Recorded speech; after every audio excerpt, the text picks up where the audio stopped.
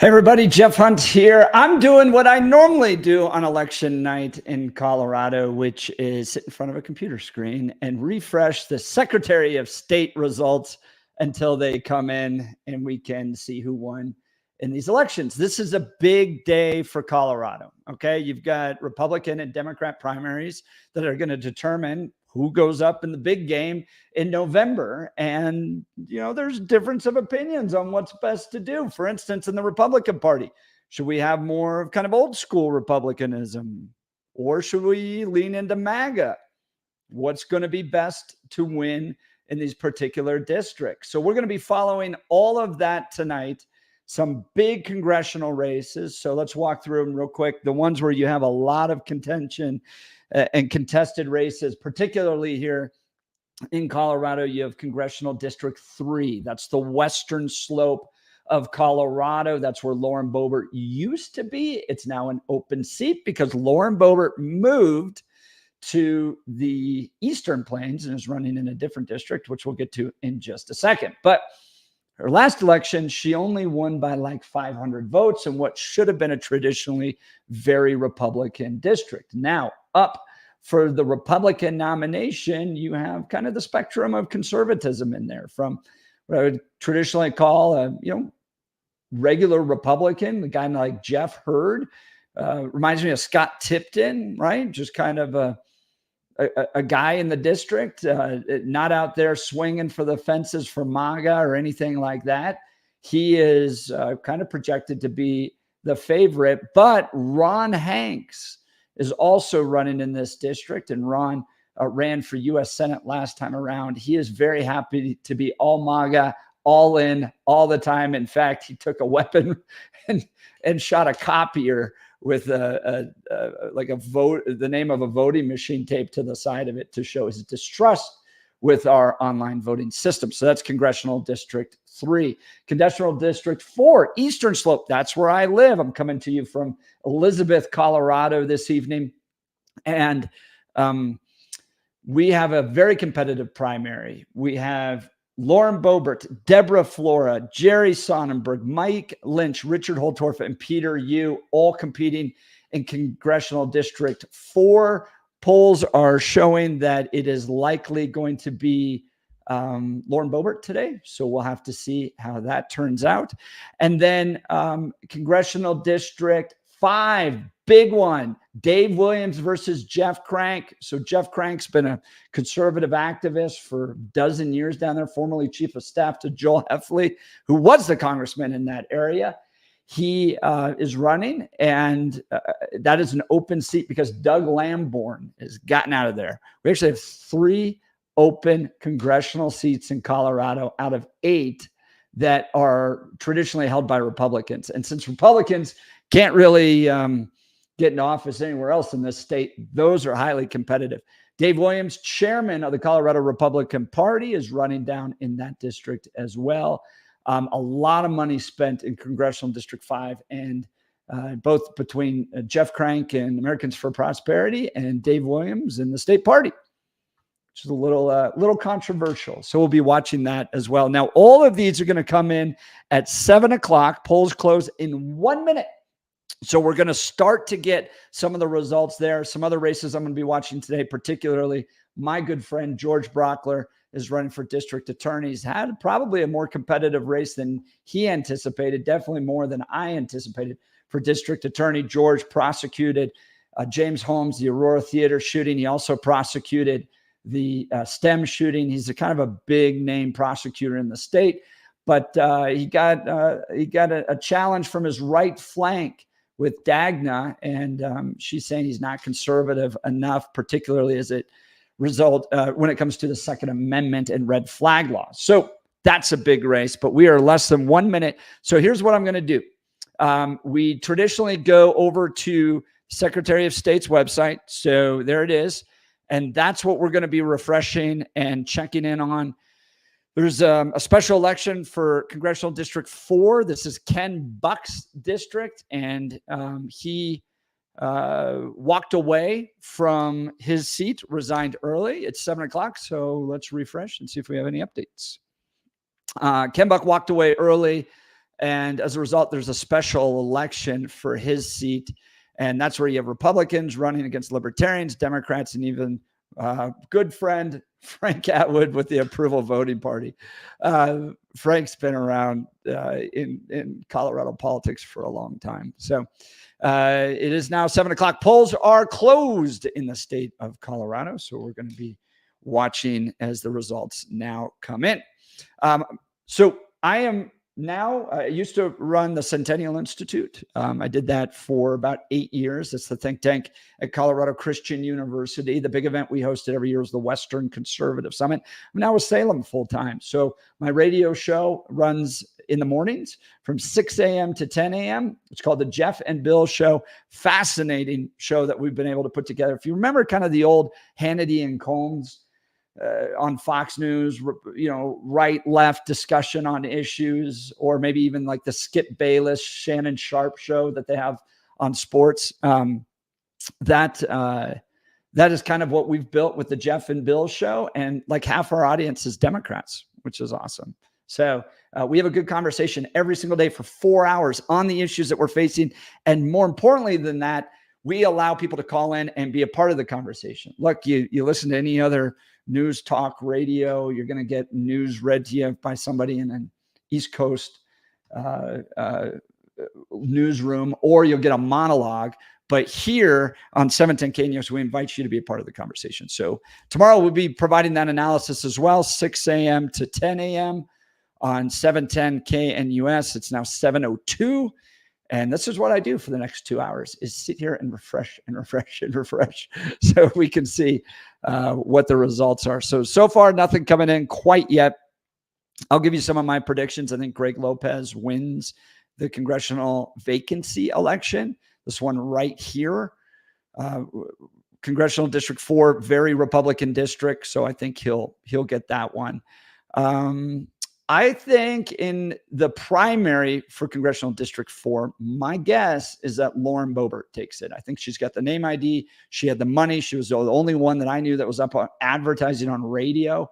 So I think she had a bigger reach. And in politics, that matters. So my guess is that Lauren will take that, but I could be wrong. Congressional District 3, I'm guessing Jeff Hurd takes it, because I think there's a desire in Congressional District 3 to get back to the like Scott Tipton days, right? So Scott Tipton was the congressman before Lauren Boebert, and no one really ever heard from him. He was from Cortez, Colorado, which, by the way, is like one of the most beautiful places in Colorado. I think it's Colorado's best kept secret. But he didn't ever, there wasn't a lot of news ever written about him. And I think that's kind of how the people of Congressional District 3 want their politicians. So, well, I appreciate Ron Hank's boldness and Stephen Varela. We hosted him on the show as well. Appreciate his boldness. My guess is, and this is just a guess, is that the voters of Congressional District 3 here in Colorado are looking for somebody they're not going to read a lot about in the newspaper. Congressional District 4, on the other hand, is like, yes, put in the fighter, all in. That's why they got frustrated with Ken Buck at the end, because you're like, what happened to Ken? Man, you were a big fighter. You got there. You're originally a part of the Freedom Caucus, Tea Party, like OG Tea Party, right? And then you had January 6th, and I know he's close with the Cheney family, and who knows. So, all right, we're still waiting on any updates coming from Jenna Griswold.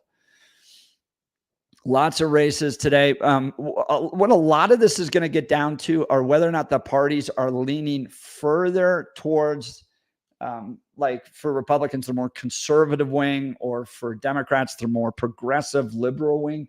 There's 2 state house races I'm particularly interested in on the Democrat side, Elizabeth Epps and Tim Hernandez, because they are like big time lefties, anti-Semites, got out and shouted down Jews who were speaking. Ron Weinberg is a Republican Jewish state rep, and Elizabeth Epps, like up from the balcony, was shouting at him. So she's a nutcase, and Tim Hernandez isn't far behind her. But what was really interesting about these 2 races is that Tim Hernandez, who is like, he stands there with the fist all the time. So progressivism, fight the man, fight the system, fight the oppressors.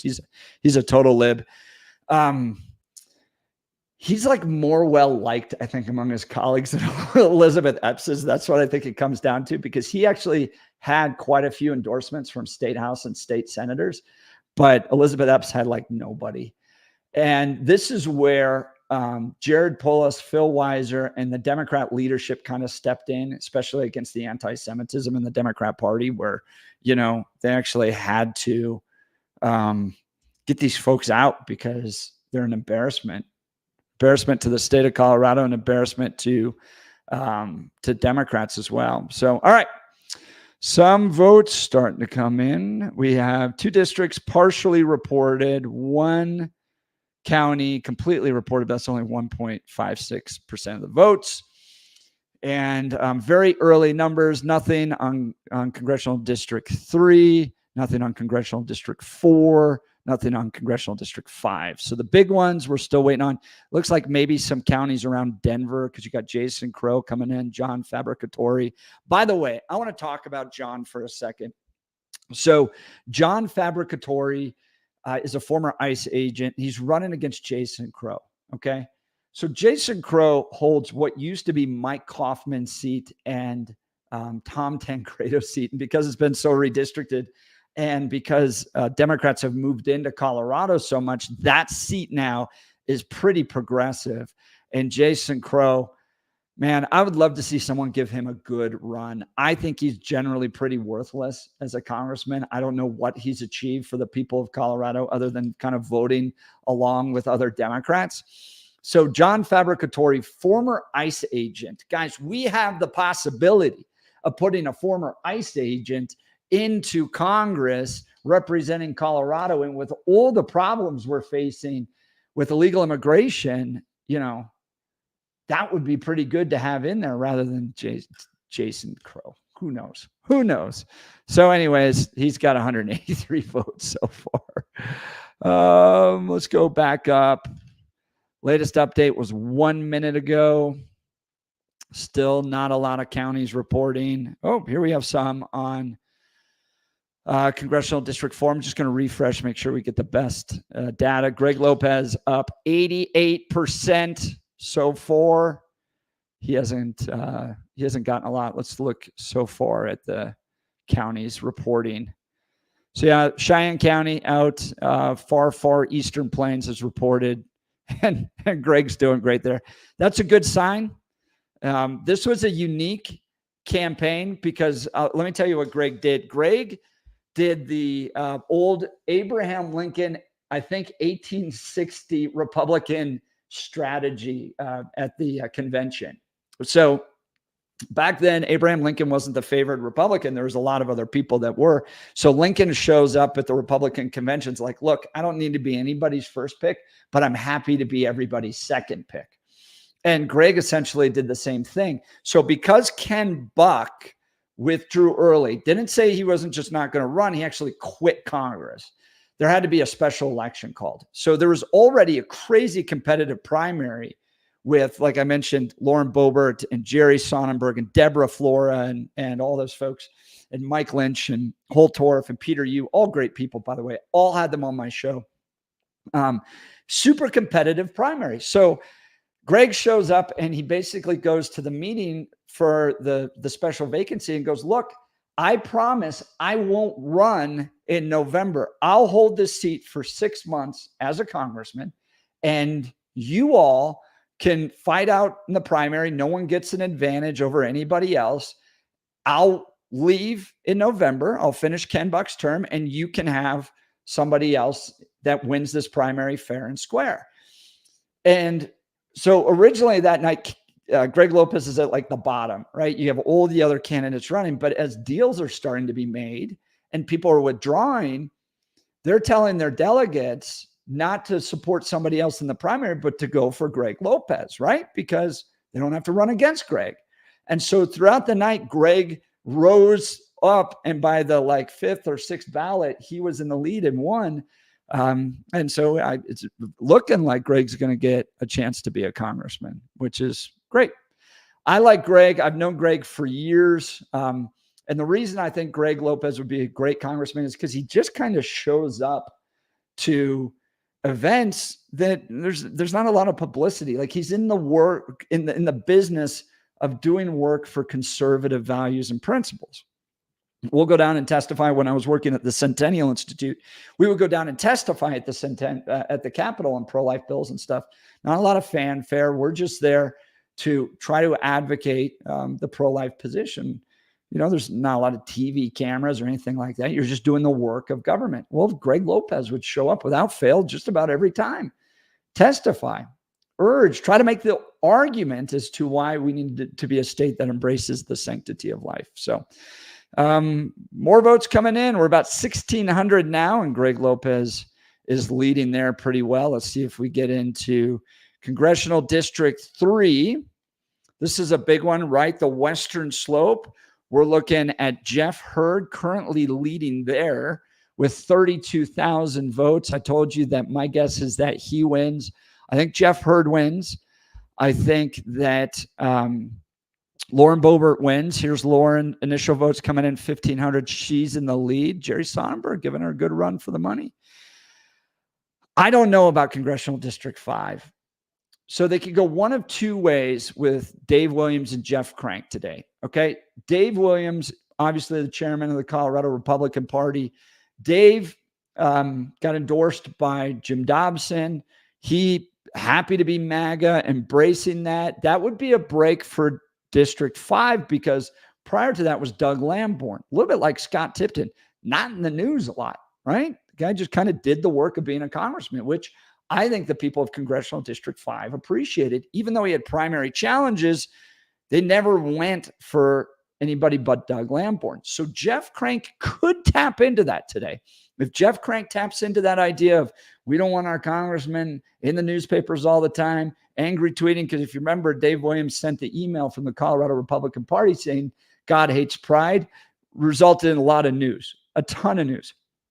Jeff Crank's not that type of guy. So if Congressional District 5, which is Colorado Springs, El Paso County, if they go, look, we just want a congressman that's going to do work. It's a big military town. We're not interested in the fighters.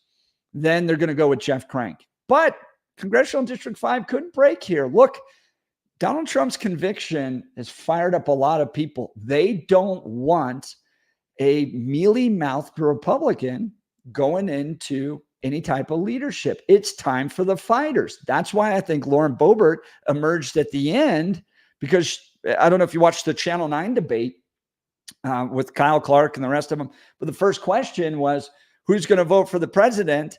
A convicted felon, and up pops Lauren Boebert's hand faster than anybody else. So grassroots Republicans are tired of the lawfare. They're tired of the uniparty. They want a fighter. If the voters of Congressional District 5 want that, they're going to go that way for Dave Williams. So this is a big one to watch. Now, this is a question I've asked Dave Williams supporters. Dave loses tonight. He's the chairman of the Republican Party, and as such, he's kind of the head coach.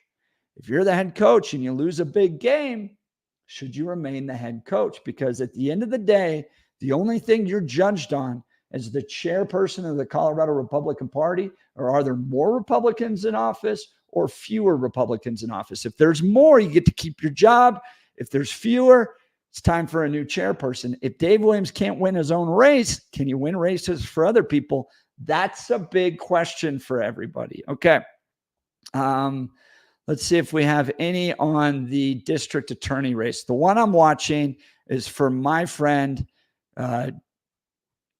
Greg Lopez, or sorry, not Greg Lopez, George Brockler. You can see there's a lot of uncontested races today. Well, we'll get to the DA races a little bit later. All right. Starting to come in more. Greg Lopez still in the lead, although the Dem is getting him a little bit run for his money. Let's check out the map, see who's been reporting in. Okay, so Democrat came in. Trish did better with Arapahoe County. You can see she kind of closed the gap there.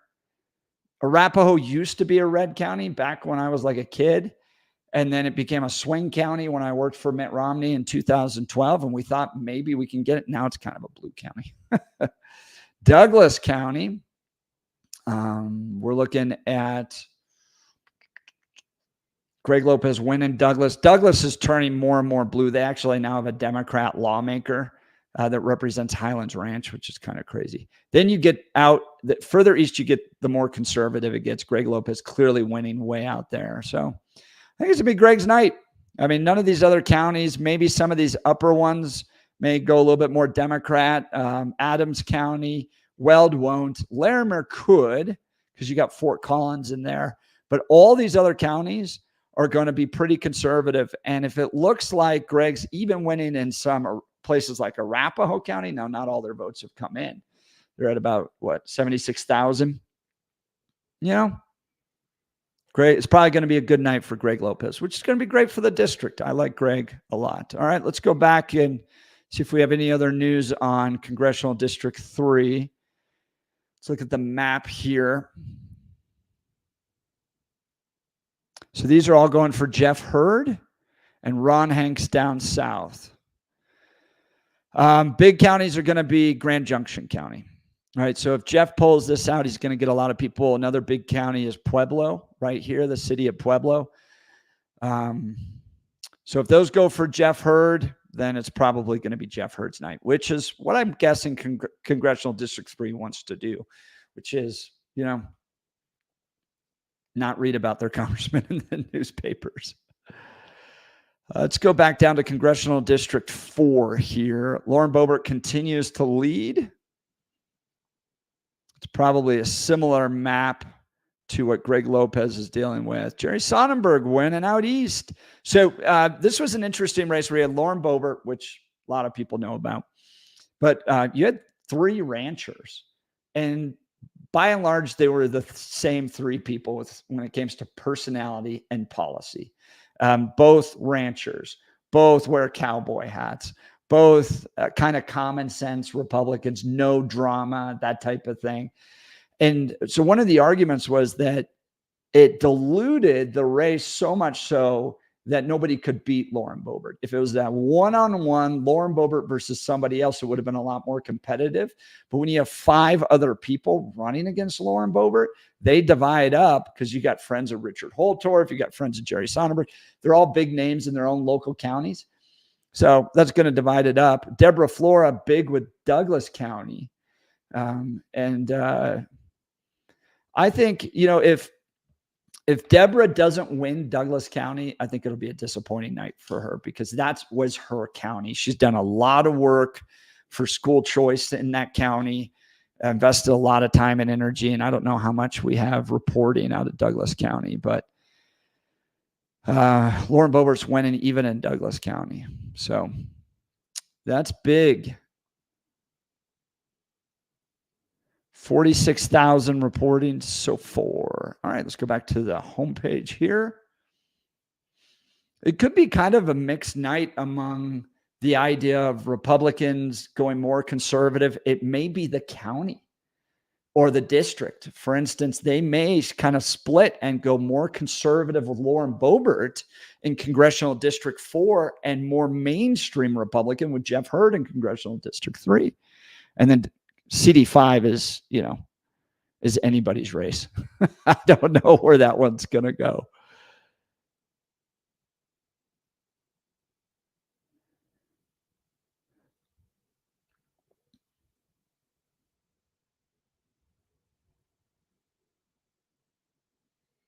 Let's go down and see if we have any news on George Brauchler. So I took over George's show in February, March, and when he announced that he was running for might have to find ways to skip down to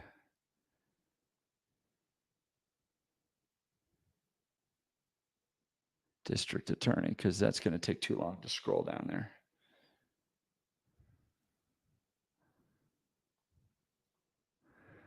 I'm not sure I want to look by county. I want to look by race. Oh, here we go. District attorney. That's what I was looking for. All right, let's go find out how George is doing. So far, George is looking pretty good. He's in the lead, 44,000 reporting. Let's check out the map. So RMGO went after George Brauchler. They didn't like his position on red flag laws. And so they ran a candidate in opposition to him. And so far, things are looking good for George. Dagny not winning in any of these counties. So far, nothing in Elbert County. But look, George is a very talented prosecutor. You may not agree with him on all the policy stuff, but this guy is one of the most talented political minds, legal minds we have in the state of Colorado. He should be the attorney general. He'd be doing a much better job than Phil Weiser is in this state, but that's not the luck we get, but he will do a great job leading Judicial District 23. So we'll continue to watch that.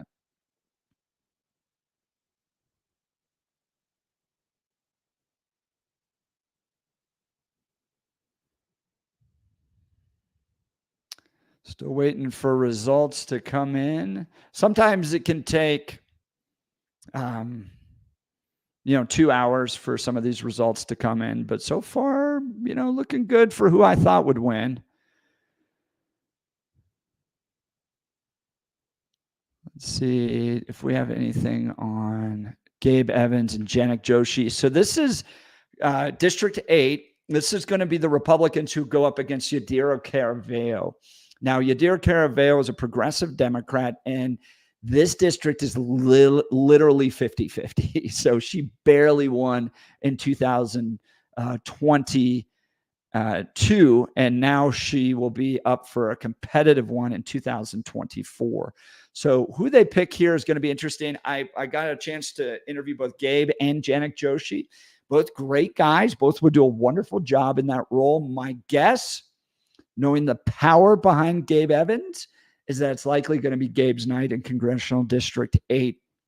Not on the nose as much as Janek. Janek, who's a physician, great guy, right on the nose, very bold, MAGA, all that stuff. That I think would work better in Congressional District 4. I'm not sure it's going to work in Congressional District 8, where it's more of a 50-50 split. So Republicans, more mainstream Republicans, put a lot of money behind Gabe Evans to get him across the line there. And I think it'll be a night for him.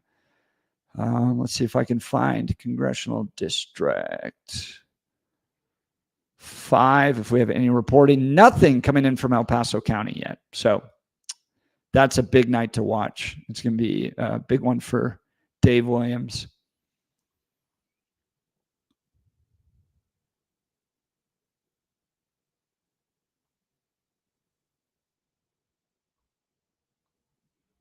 Let's see if we're going to add some of these races to my race. Be able to track them a little bit better.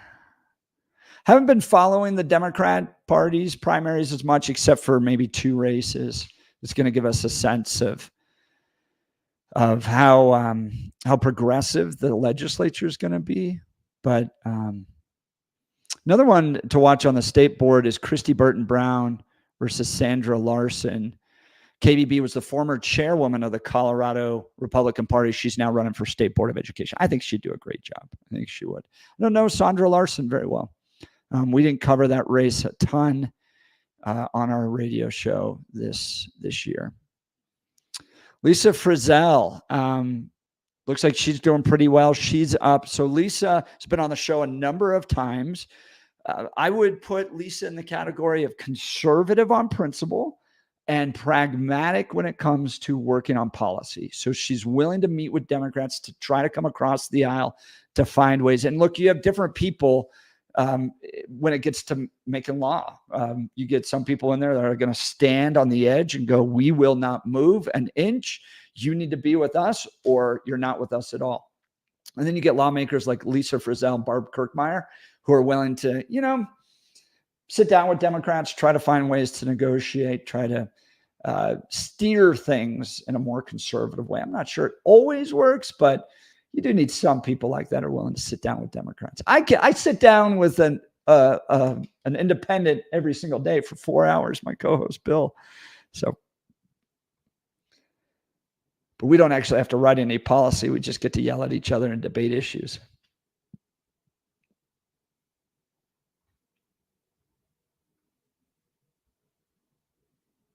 Barb Kirkmeyer, women in her primary, looking good for her. She'll probably be returning. I didn't hear a lot of news about Barb facing a serious challenger, so it's likely she'll be the Republican nominee for her district as well.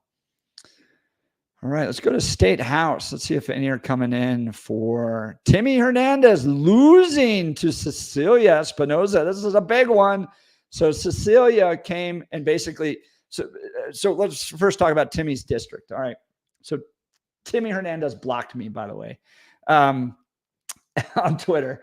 So Timmy lives in Wheat Ridge, so kind of the northern parts of Denver, and just crazy progressive. I mean, like the whole Marxist communist worldview. He was a teacher. Even the Denver public schools didn't want to put up with how crazy he is. So he wins in a vacancy committee. So he wins like 37 of 20 out of 37 to 29 or something like that in the votes. And just tears into the legislative session. And his very first day, he puts a Palestinian flag on his desk to give you a sense of just how nutty this guy is. So Democrats run Cecilia Espinoza, who basically goes to the electorate and says, you're not as crazy progressive. You might be Democrats, but you're not crazy progressive as much as Timmy Hernandez is. And right now, not looking good for Timmy. He may end up losing that race. Let's go down. And Elizabeth Epps. So Elizabeth Epps couldn't even get along with Democrats. She was so progressive. And right now she's losing to Sean Camacho. And Sean was formerly a Republican. He's progressive now, and pretty much all of his policies line up with Elizabeth Epps. Maybe not so much on Hamas, but he's against Tabor. He's interested in needle injection sites, but wants to see more care for them. And then, pretty much progressive on abortion and everything else. So interesting. They ran against her. So this was the Democrats taking out the crazy pro-Hamas side of their party without doing so super publicly, right? Like Jared Polis didn't call for the resignation of Elizabeth Epps, for instance. He just went and put a ton of money into an opponent, endorsed her opponent, and lo and behold, she's doing pretty well. Let's look at the maps, or his opponent. So they're in the Denver area. So you got to kind of go into this county. And it's just looking for like a night for the crazies to be getting out. Sorry, you crazy progressive Democrats, your own party's taking you out. Let's look at the votes. Updated 2 minutes ago. Greg Lopez continues to lead. It's probably going to be his night, but Democrats doing pretty well. Let's see on the map how much has come in. So still a lot of these eastern counties have not come in yet. These are going to go hard towards Greg Lopez. So my guess is he's going to look a lot better as the night goes on. Some of those counties coming in have higher Democrat. So Tricia Calvaris. I invited her on the show. She never came. Jeff Hurd continuing to pull ahead. More counties coming in. Ooh, Eagle County went for Russ Andrews. I didn't get to know Russ. And then down here, you have county is at La Plata going for Lou Webb. But Jeff continuing to pull ahead, and more counties looking good for Jeff Hurd.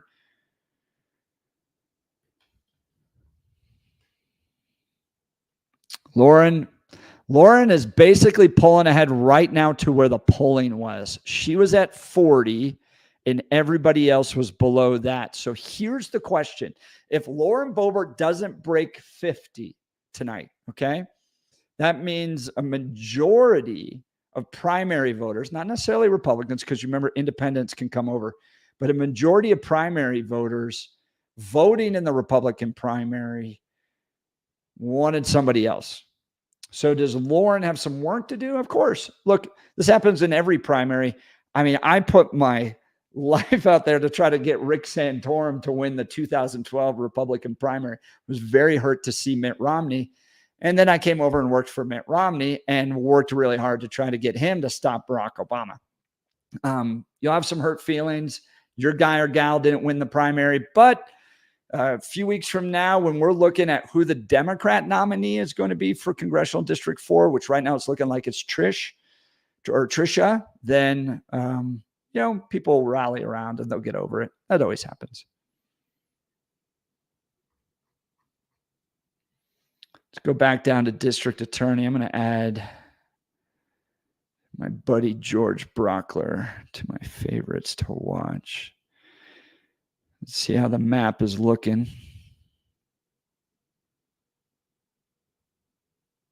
Okay, George is looking pretty good, up 65-35. RMGO sent out 2 mailers against George, highlighting Dagny Vander Yacht's, essentially that they said that she was more pro-Second Amendment than George. I think George was perfectly fine on Second Amendment. He even said that, even trying to help red flag was probably a mistake. He didn't vote for it. He wouldn't have done it again. The Democrats came to him while Republicans still had the Senate and said, could we figure out a way to do red flag that's not unconstitutional? He tried to help. He didn't like the bill at the end, and he asked people to vote against it. But RMGO said, no way, Jose. We don't even want you touching red flag. And if you do, we'll make you pay for it. And so they put money and energy and stuff behind Dagny Vander Yacht. But it looks like George is going to have a new job coming here as he sets up the new 23rd Judicial District and continues to prosecute in the state. Let's go back to the races, see if anything new has come in.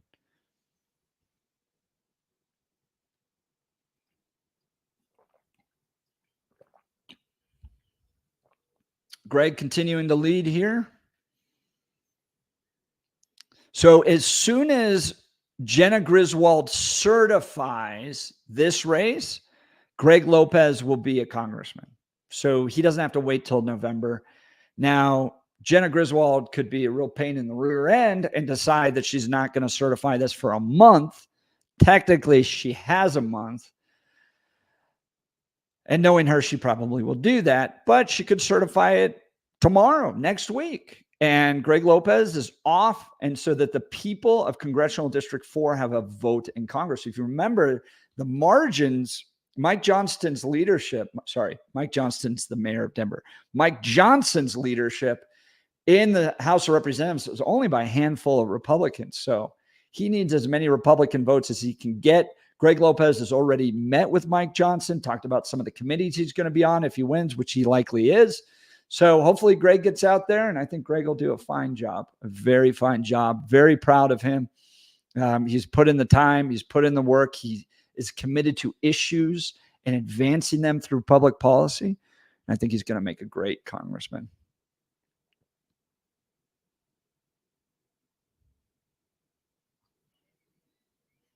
Val Archuleta. Val, you got 100% of the votes. Congratulations. I've known Val and gotten to know him the last few months, and very talented man. And I've really appreciated his friendship. He came on the show. We actually went and met Jack Phillips and talked with him.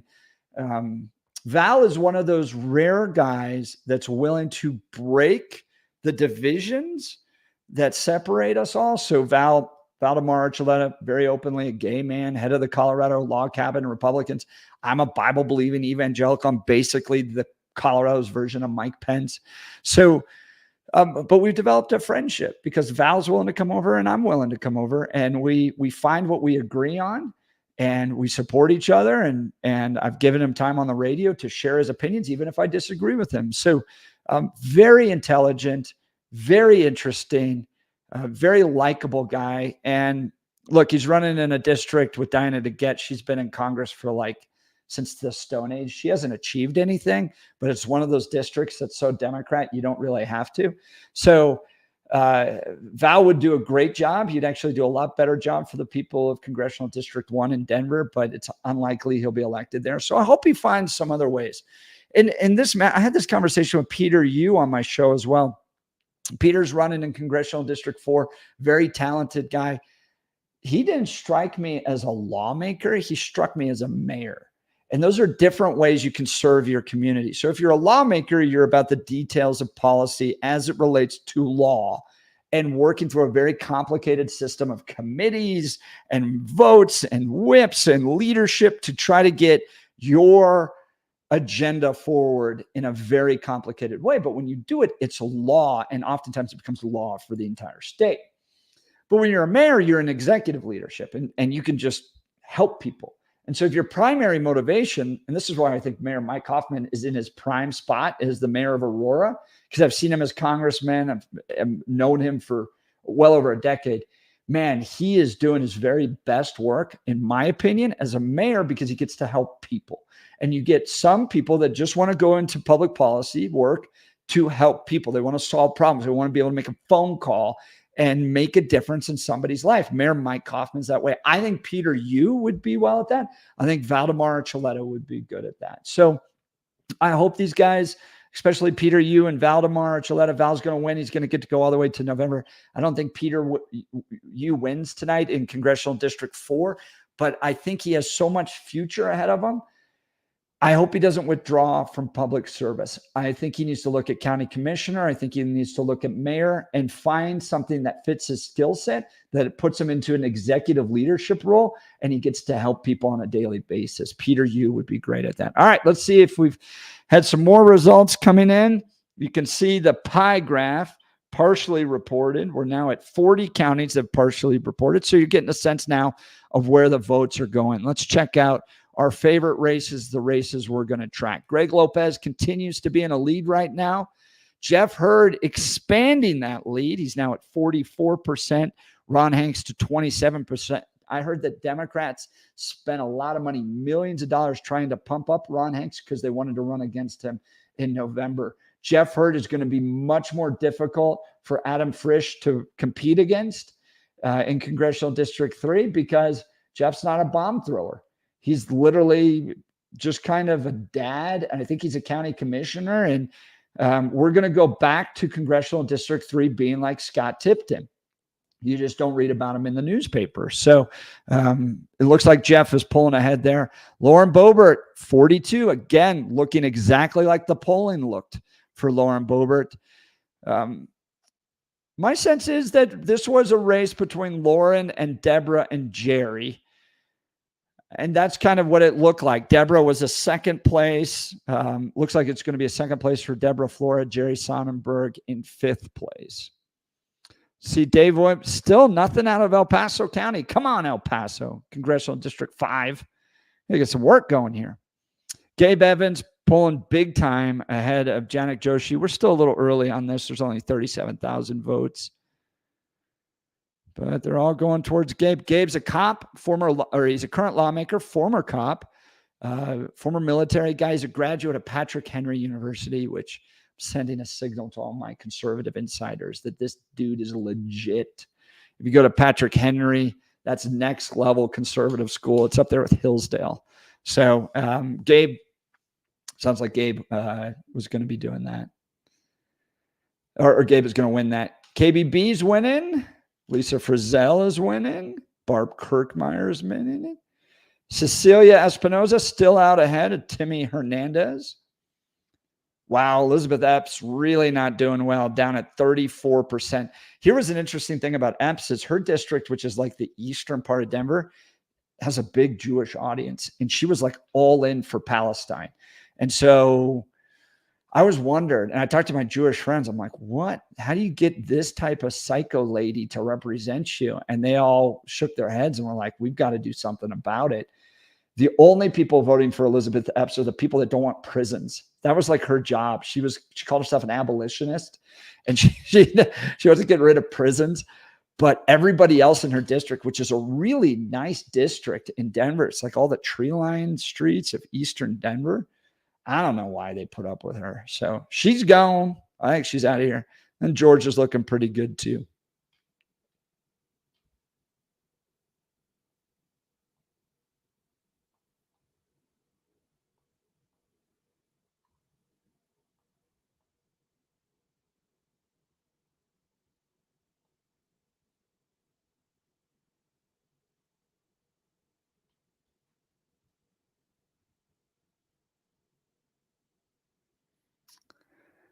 All right, just checking out some of the comments, and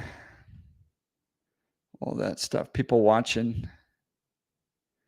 This is the first time I've ever done anything like this. Normally, so I don't really go to election parties because I like to sit and look at the results. And when you go to election parties, you're seeing your friends. So you're talking a lot and all that stuff.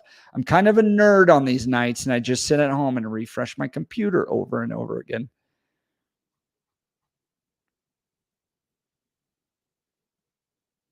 All right, new updates coming in. Greg continues to lead.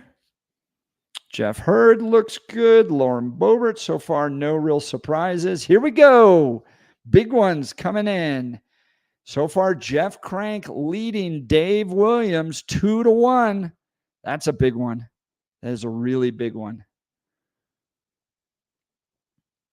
This is going to affect the direction of the party here in Colorado. 64,000. How many votes are? Let's see.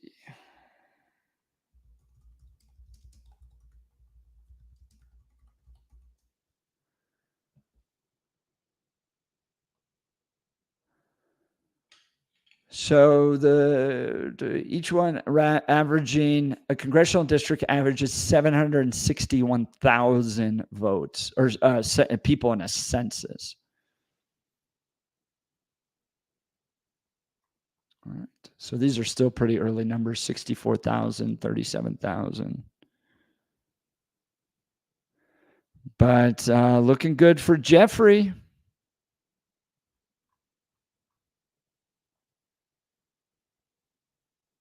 Jeff will make a good congressman. I've known him for years.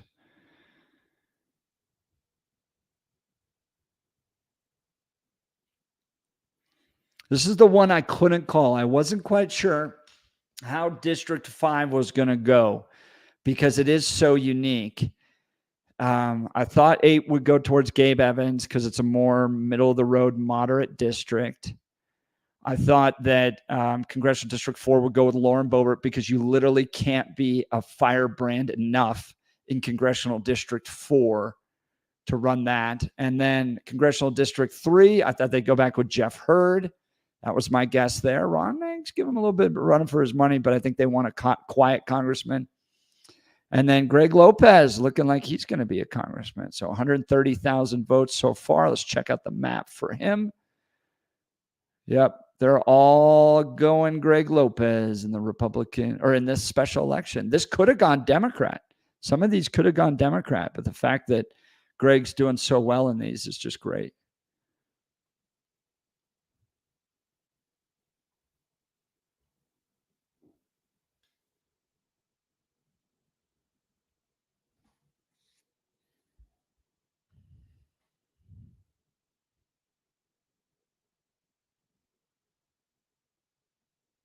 Adam Frisch, unchallenged in the Democrat primary. That's interesting. He's going to have a lot of money. So Jeff Hurd is going to have a big mountain to climb in Congressional District 3.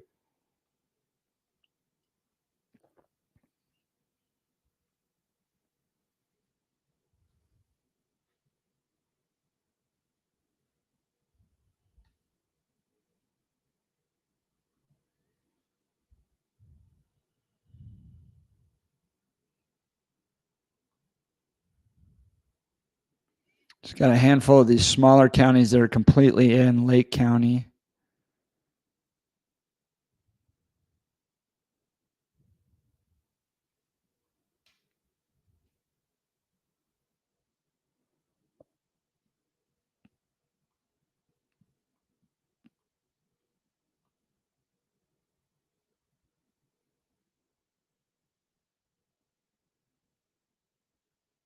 About 250 people watching. Awesome. Welcome. It's great to have so many people tuning in to my nerding out over Secretary of State county reporting numbers. I got a master's from political management, a master's of political management from George Washington University. So I spent 2 years there getting to do stuff like this, gaming out, coming up with strategy. It was so much fun. It is actually one of the best degrees I've ever gotten. And everybody knew at that point that I was like the guy who worked for Rick Santorum. So I got to be kind of like the token social conservative in the classroom. So everyone would go, okay, the other 80% of us are progressives. What does Jeff think? So they were so respectful. I had a great time with my professors and with my students at GW. Great school. So this is what I do. I nerd over results here. Let's go back to my favorite races.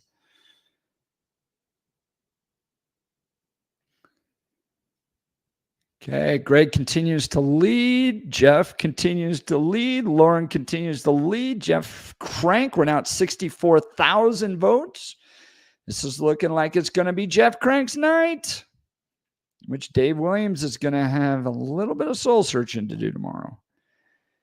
Gabe Evans winning big, 77%. They're still only at 37,000 votes coming in. KBB, she'll do great on State Board of Education. Lisa Frizzell. Timothy Arvidsson, I don't know who this guy was, but he primaried Lisa Frizzell. And, well, Lisa was State House. She was now running for State Senate. And he had some really interesting things in his background. So I'm not sure that would have been the greatest thing for Republicans down at the state capitol. Not that we don't all have our own things in our backgrounds. Barb Kirkmeyer, still looking pretty good in her primary. Congratulations, Barb. I think you're going to take that one out. Come on, Cecilia, take out Timmy Hernandez. Throw him out on the street on his butt. I would love to see that. If I can have a night where both Elizabeth Epps and Timmy Hernandez are out of here. Now, as a talk radio host, they sure did provide a lot of content, but my goodness, the amount of anti-Semitism that came from that too. I mean, Tim Hernandez went to a rally for Hamas within 24 hours of the attack that took place in Israel on October 7th. The dude was standing with Palestine and Hamas within 24 hours of the horrible attacks that Hamas did on the Jews on October 7th. Timmy Hernandez is a nutcase, okay? Looks like he's going to be out of here. And Elizabeth Epps, same thing. My goodness. And I'll give credit to the Democrat Party. If they can get some of those nut wings or wing nuts or whatever we call them out of their party, that's going to be very, very good for Colorado. George, I think you're going to win this, buddy. 49,000 reporting. See, we'll get him on the show tomorrow and see if we can get him to.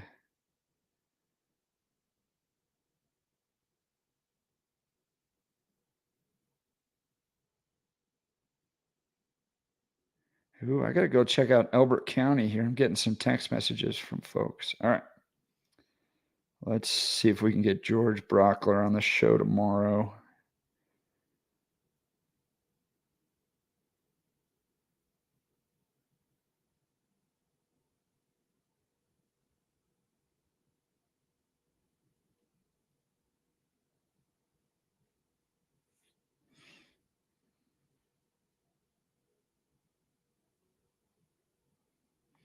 I think Lauren Boebert's going to win as well. Let's see if we can get her set up to be on the show as well.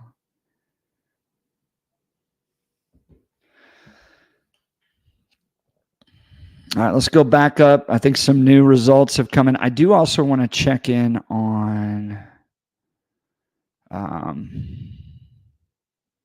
county commissioners are going to be some big ones. Let's go look at. Let's see. Let's select a county. Let's go to Elbert. Okay, Elbert's partially reported out. I'm trying to figure out how to get to county commissioner results. I may have to go to the specific county themselves to do this.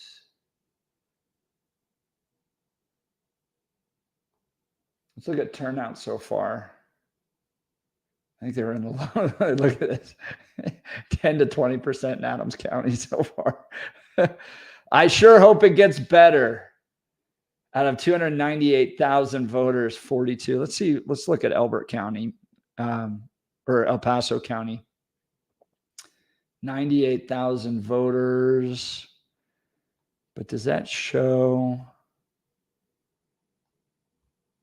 see, 98,000 for, sorry, I'm scrolling quickly. 64,000. So at maybe that's with all the votes that were cast, and so far we're at 2/3 in El Paso, and it looks like it's going to be Jeff Crank's night.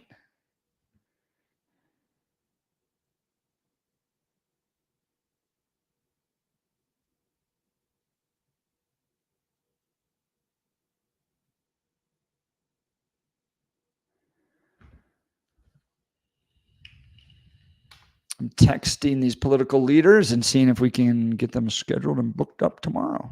Come on the show and talk about the race next, because, well, you may have won the primary. You don't get a day off because the next day the general election starts, and this is going to be a big one.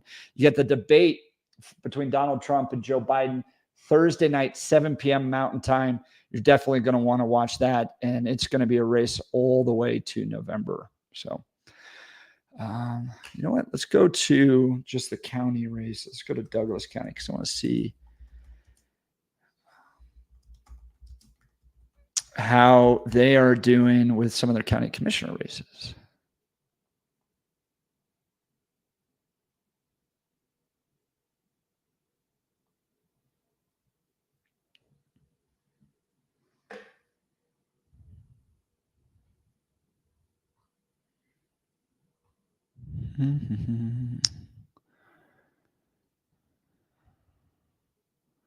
Matt Burcham seems to be leading Laura Thomas right now. I'm going to share to a different tab. So this is Douglas County alone. Max Brooks beating Bill Jack. If you remember, Bill Jack was the guy that went around in the Masterpiece Cake Shop case and asked bakeries to bake cakes with scripture condemning homosexuality. And when they didn't, he brought them to the Colorado Civil Rights Commission for religious discrimination. And that fact that the Colorado Civil Rights Commission didn't hold bakeries that refused to bake cakes for Christians that had scripture condemning homosexuality on it, but did hold Jack Phillips to account for not baking a cake for a gay couple for their wedding, that made it into the final briefs written at the U.S. Supreme Court and the decisions. So to Bill Jack's credit, he helped Jack Phillips out a lot. Not looking like it's going to be his night, though. Max Brooks will probably take that. Let's see. County Commissioner Kevin Van Winkle. Interesting. Out ahead of John Carson and Priscilla Ron. Have to see how that turns out. Kevin Van Winkle, as you remember, was State House and State Senate, winner of multiple Faith, Family, and Freedom Awards from the Centennial Institute over the years, said he would not allow Castle Rock Pride to host their events again. If you remember, Castle Rock Pride was the one where you had families and kids there, and then a drag performer, fully exposed her fake breasts. Well, Kevin Van Winkle said, I don't care. We're not allowing you to do that at all anymore, and came out very strong. Was on our show talking about that. He and Billy got into it a little bit that day. All right, so let's see. That's Douglas County. I'm going to go over to, let's go back to the main races here. Greg Lopez continued to be ahead. Jeff Hurd continued. Oh, we got some updates coming in. Okay, Jeff's out still. Lauren Boebert way out, 43%. It's going to be her night. I don't see anybody else catching her. Jeff Crank looking like he's going to win. Gabe Evans looking like he's going to win KBB. Lisa Frizzell, Barb Kirkmeyer. And then the two progressives, Timmy Hernandez and Elizabeth Epps, look like they're on their way out. And George winning. There you go. Let's go to, I'm going to check in on Elbert County.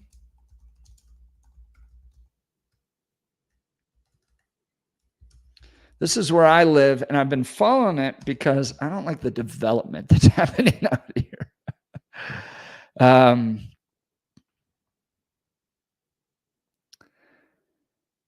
We moved out to Elbert County, and it seems like Aurora followed us. And we've been working with our county commissioners to, maybe not do that. As much as, Aurora is nice, I'm not sure I want to live there when I moved out to Elizabeth. So come on.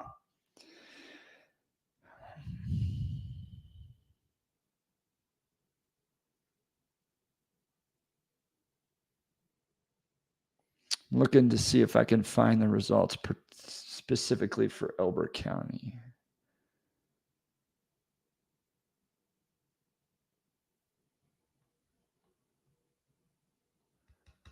We're a little behind the times. We have archived presidential primary results from 2024.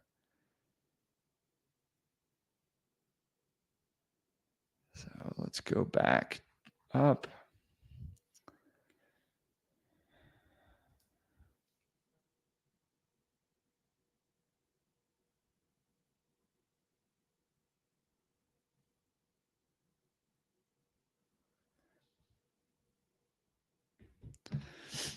Lauren Boebert will be joining us on the show tomorrow at 6:30 in the morning. So if you want to listen to her talk about this race, you can join us live as we interview her 6:30 tomorrow morning.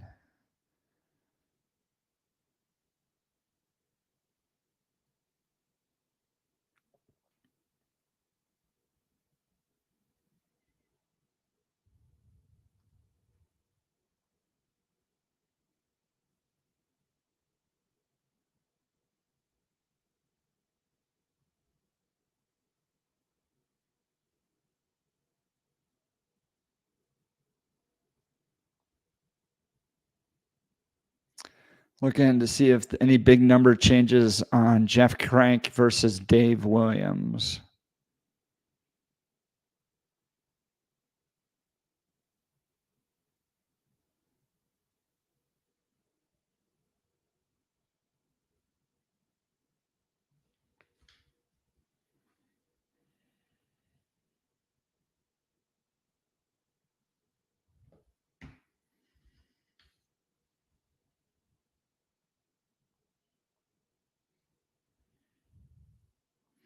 Let's go back and see if there's any other close races just running through the data. As you can see, most of these are uncontested races. By the way, I hope you learned a lesson today that there's a ton of races that are uncontested. So if you want to be in politics, step up to the plate. There's not a ton of other people running.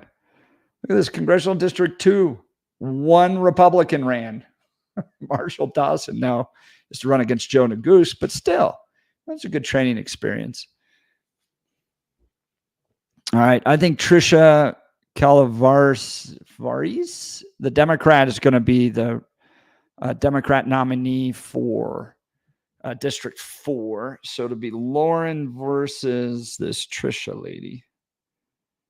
See if we can get a comment from Greg Lopez here.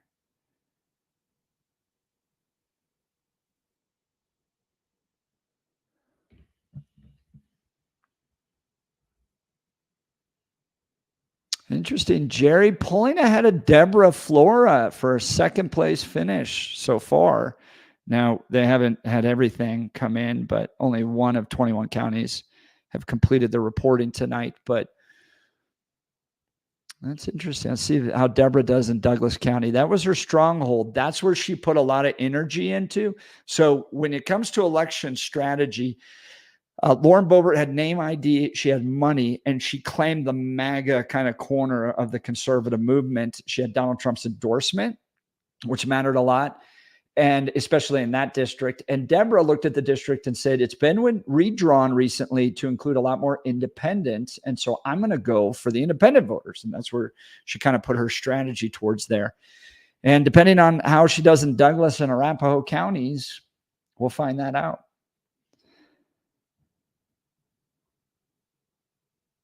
I would have loved to see somebody challenge Brittany Pedersen.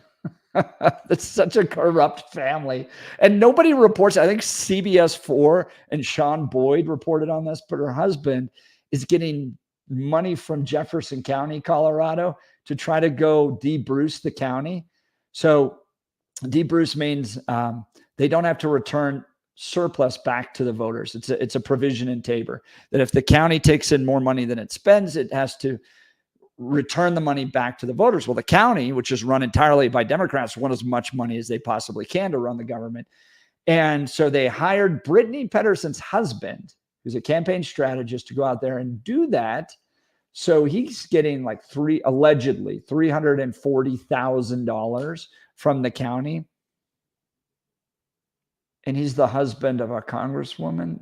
Like, that's just, come on. But no, Channel 9's not covering that at all. They never do. Gabe Evans looking good, continues to lead, but still only 37,000 votes, not a lot.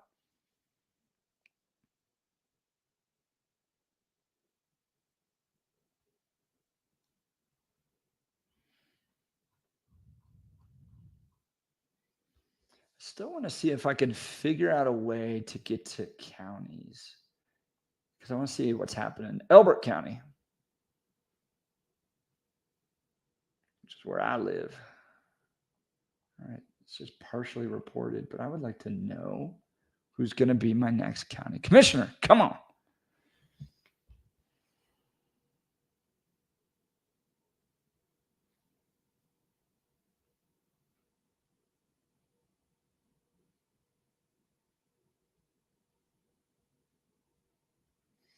I'm going to go back over to Elbert County and see if I can.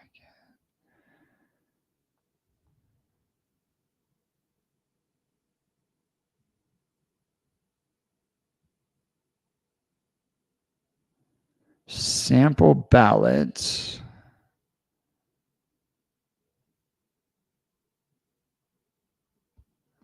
I just want to see what the election results are. They don't make it easy.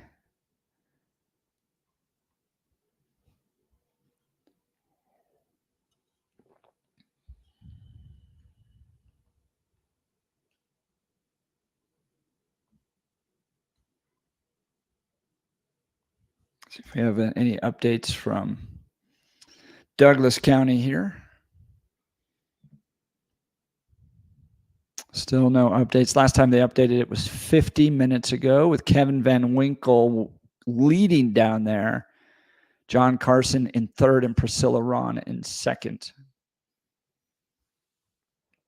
That'll be interesting. I thought maybe John Carson could get Priscilla Ron. If you remember, Priscilla Ron was the vice chairman of the Colorado Republican Party.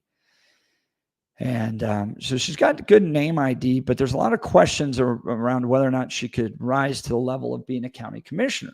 And I had some questions about some of her supporters because, while I have good friends that are developers, I think there needs to be a real honest question as to whether or not this big multi-family development that's taking place in Douglas County and Elbert County is contributing to these counties becoming blue, because Douglas County had a 25 percentage point shift in 10 years. Mitt Romney won the county by 25 points. Okay. Heidi Ganahl, during the last gubernatorial race, she was the Republican nominee for governor, won it by less than 1. 25-point shift. And so if all of a sudden these counties that were traditionally deep red counties are becoming blue, is it because of some of our housing structures and who we're attracting to the counties? And if you build a lot of multifamily, high density development, are you just bringing in people that aren't necessarily conservative? So I raised that question, and I had that question with Priscilla and some of her supporters and where her money was coming from. And out in Elbert County, I had that with Bob Lewis. So, we'll see what happens there.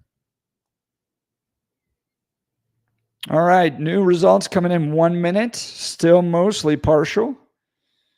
I think it's Greg's for the taking, 135,000 votes at this point.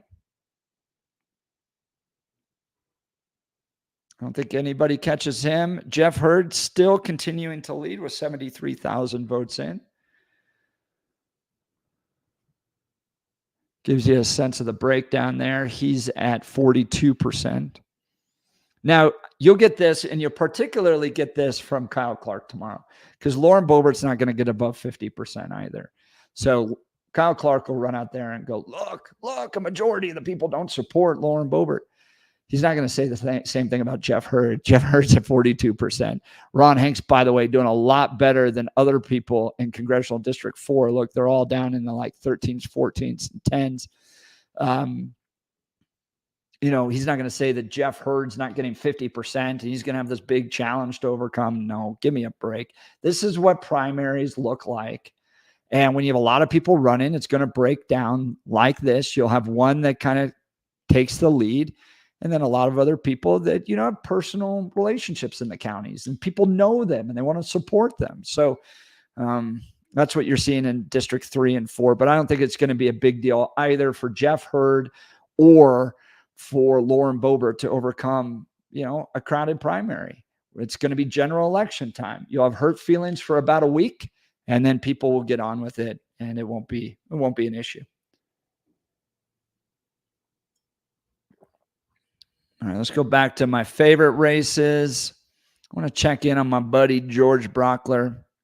He's still way out in front there, 2-1 over Dagny. Dagny was coming up with really weird things at the end, that somehow George Brauchler had been fired from 710 KNUS, and 710 KNUS thought it was a good idea to replace George with me. Are you kidding me? George is like one of the most talented, brilliant prosecutors out there. He had a great show on 710 KNUS. The only reason George had to step back is because FCC rules. The minute you announce you're a candidate, radio station can't give you a show because it's seen as an in-kind campaign contribution to the candidate. So once you announce, this happened with Deborah Flora too, that day, the minute you say you're running, your show is gone and out of there. In some bizarre way, Dagny Vanderyacht was like, you know what? George Brauchler got fired from 710 KNUS and replaced with me? Are you serious? It was such a step down. It doesn't make any sense. So anyways, you can watch my show, Bill and I, the Jeff and Bill show, 6 a.m. to 10 a.m. every weekday, which is why I'm going to be done with this live stream by 9 because I need to go to bed. This is like 11 o'clock for me when you have to get up at 4 a.m. to do a radio show every day. All right. So far, voter turnout. Do you see this over here? 20%. I'll be interested to see what it is moving forward, but come on. People, we're a country of the people, by the people, and for the people. We can take this more seriously and vote, right? All right. No updates in the last 5 minutes. I was one of the people that was interested to see in the special district 4 race was Hannah Goodman. We hosted her on the show. She's the chairwoman of the Libertarian Party in Colorado. And Hannah is not supporting the Libertarian presidential nominee. She's supporting Donald Trump. And she's running as a libertarian. And there's always a question about how big libertarianism is in Colorado, because we're like a socially libertarian state and fiscally conservative. That's the best way to describe our politics.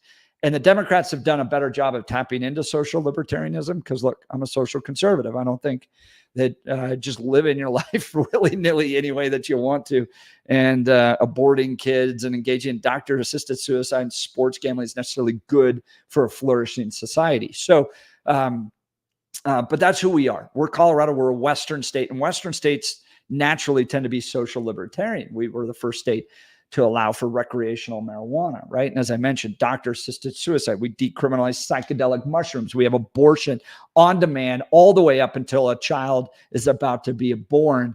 There's like literally no restrictions on your life the way you want to live it in the state of Colorado. So I'm always interested to see how well libertarians do. But when it comes down to a special election like this, in District 4, which is heavily Republican, they're pulling around 5%.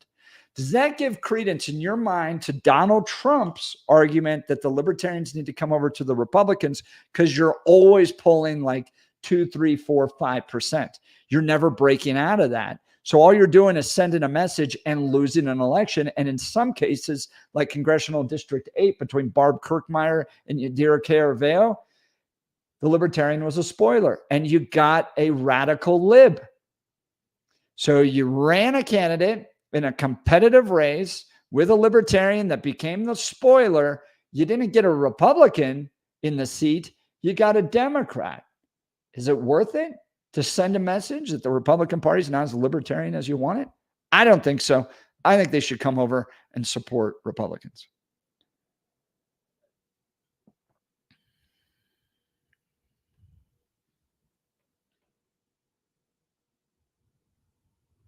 Let's see how we're doing on our reporting. They're all still mostly partial. Yep. Oh, Pueblo came in complete. Well done, Pueblo County. Way to get those ballots in early and counted quickly. So if Pueblo counties come in, I think that might be Congressional District 3 that has gone down there. It might be portions of it that are in Congressional District 5. Let's go back, because that's going to affect the race with Jeff Hurd, and he's pulling ahead there pretty well. Let's look at the map. Yeah, so Congressional District 3, Pueblo's. So Pueblo's all in, and Pueblo is with Jeff Hurd. I don't think Ron Hanks has a shot. I think Jeff Hurd is going to win this. It's going to be a night for Jeffrey Hurd. Let's go back to Dave Williams and Jeff Crank. Counties reporting. Still only El Paso. That's interesting. I thought it was more.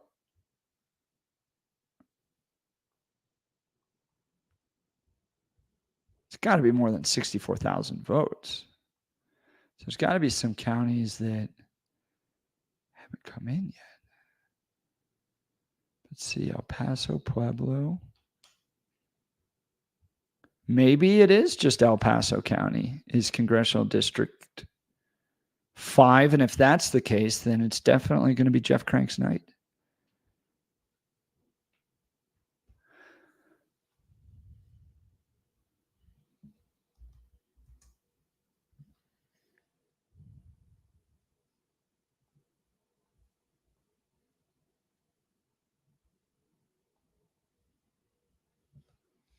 See if any of the other news agencies are calling any of the races yet.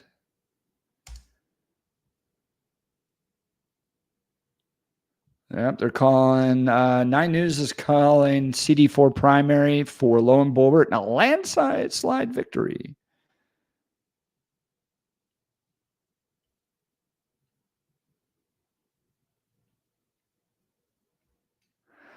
Go to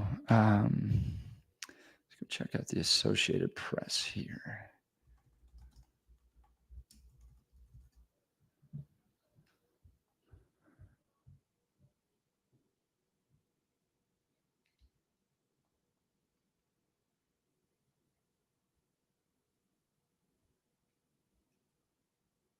Yeah, Jeff Crank. The Associated Press is calling Jeff Crank defeats Colorado GOP chair and hardline conservative Dave Williams.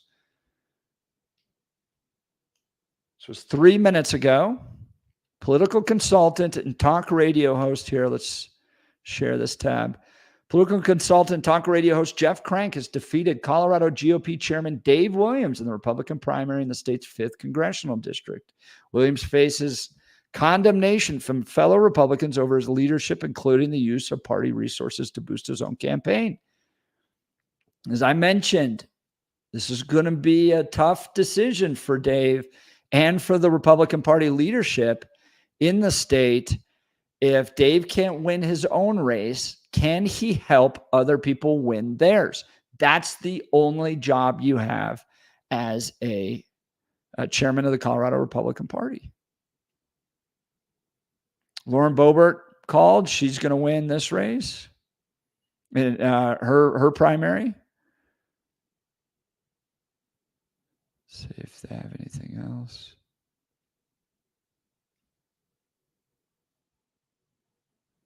I don't think they've called Congressional District 8 yet. I'm going to see if they...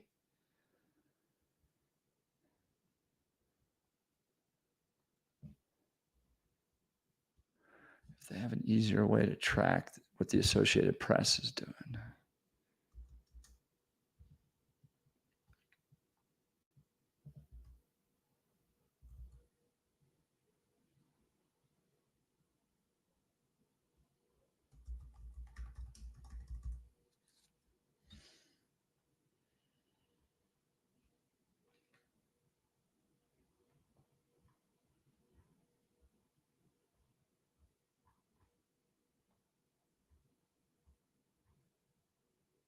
I'm looking at our old friend Stephen Tubbs is tweeting about Timmy Hernandez. He's out of here.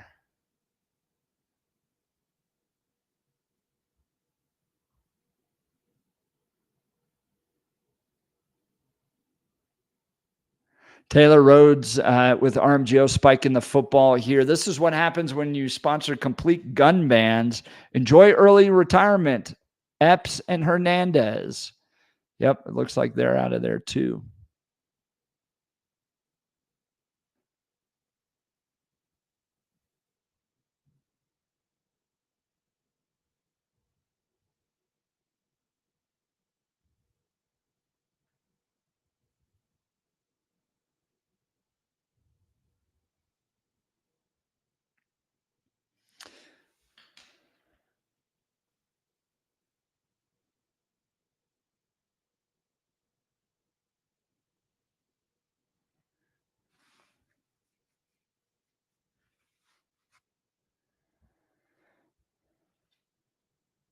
A lot of the politicos in Colorado celebrating Dave Williams' loss. Ross Kaminsky, Jimmy Sangenberger, Sage Nauman, I think is how you pronounce his last name. On the Jeff Crank side of things.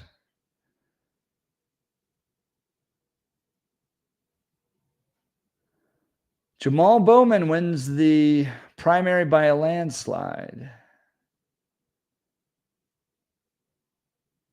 Oh, that's from the Gaza Ministry of Health. Maybe they don't have the races in on that.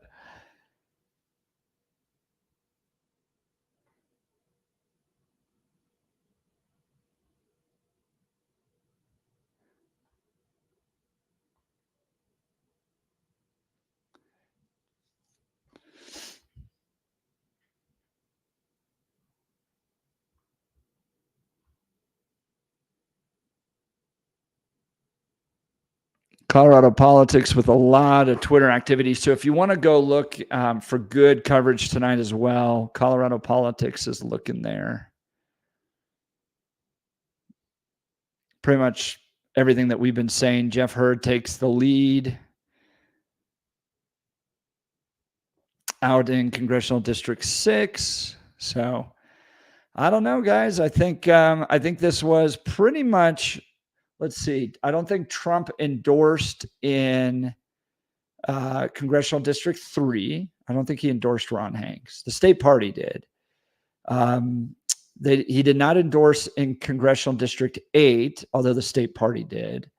So you're going to have a number of candidates that were endorsed by the state party, Ron Hanks, Janek Joshi, and others that did not win. Now, Lauren Boebert did. Dave Williams did not. So you're looking at 3 out of the 4 congressional races with a state party endorsed losing 75%.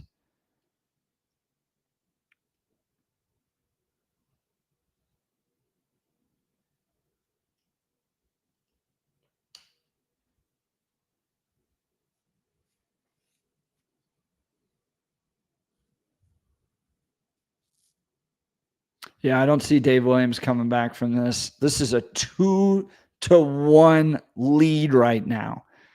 So it's Jeff Crank's night. Greg Lopez, Jeff Hurd, Lauren Boebert. The only one I wasn't sure about was Congressional District 5. I wasn't sure how that district was going to go. But most of these have gone the way I thought they were going to go. Gabe Evans beating Janek Joshi. Lauren Boebert winning bigly in Congressional District 4. Jeff Hurd going back to kind of the days of Scott Tipton. We don't want to read about our congressman in the newspaper. District 3 going that direction. Then Greg Lopez winning. Essentially 60-35. I mean, it's a total victory, it looks like, for Greg Lopez. And this was an open election. So this is going to give you a sense of what the general election is going to look like in November. So, I mean, Lauren Boebert, she's just going to move her office down the hallway. because she's going to be the Republican nominee for the general election in November. And this right here, it's going to look a little different because it'll be a general election. You'll get higher voter turnout with the presidential, but essentially like a 60-40, 60-35 district is congressional district 4 for Lauren Boebert this fall.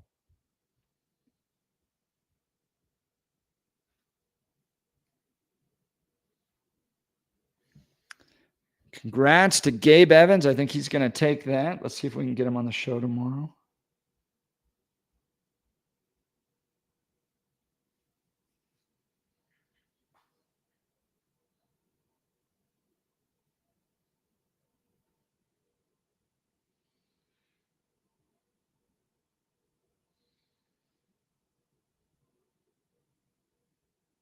I'm looking at the Elbert County Commissioner's race, and that is looking very good for our guy, Mike Buck. So we moved out to Elbert County about 3 years ago, and then we noticed all this development happening. And so we started asking county commissioners about it, and some of them would run and hide from us. They wouldn't answer any questions. And so my wife and I launched a thing called Keep Elbert County Rural, which was just a place, essentially a Facebook group, where people could talk about the direction of Elbert County and keeping our rural lifestyle out here and not having it turn into Aurora essentially overnight with big housing developments and all that stuff. And we were really sidelined for many years out here. And it's great to see that it's probably going to be Mike Buck that wins this, because Mike Buck was our candidate. We sat down, we met with the candidates, had Mike on the show, had Bob Lewis on the show, and Mike Buck, no relation to Ken Buck, by the way. He has to put that on his website out here. It's like on his front page.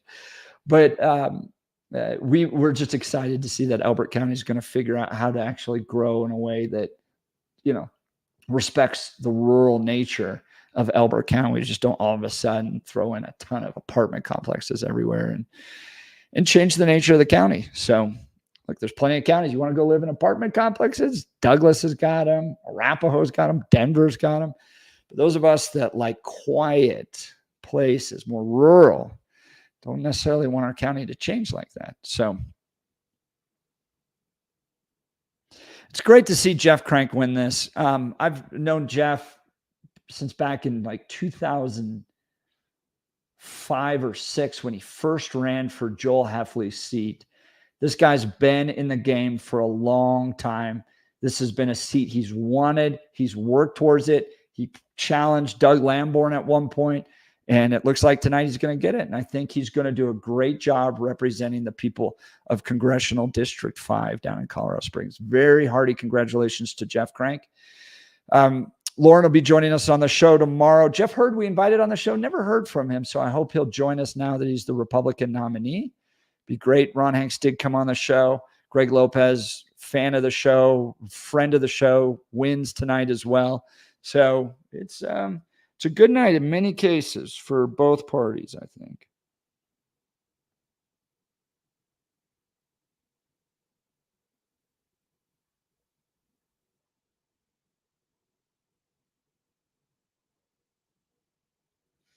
See if we can get some of these folks on the show. Lauren Boebert will be joining us at 6:30 in the morning tomorrow.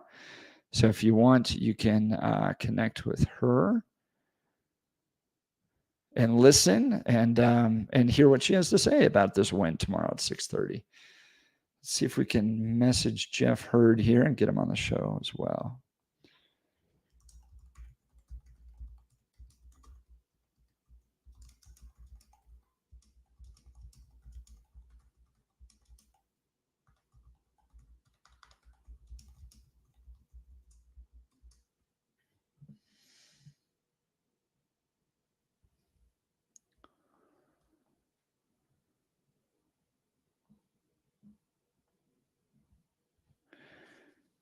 All right. I don't think there's really anything outstanding left in these races. Let's just go through them one more time. I mean, you still have some partial reportings, but some of these are such big numbers.